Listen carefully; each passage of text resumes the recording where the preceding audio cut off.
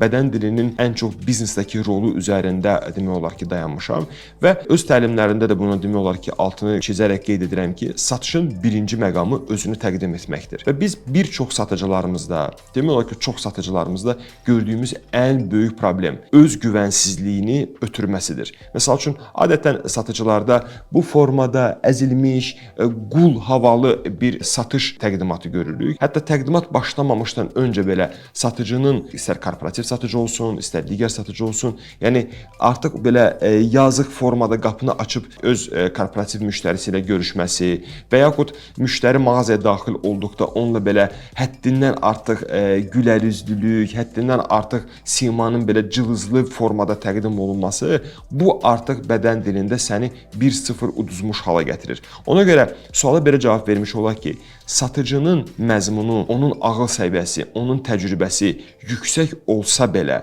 onun bədən dili təqdimatı zəif olsa belə, mən həyatımın 17 ilini satışa vermiş bir insan kimi qeyd edə bilərəm ki, siz 60-70% satışınızın əldə olunması şansı demək olar ki, azalacaq.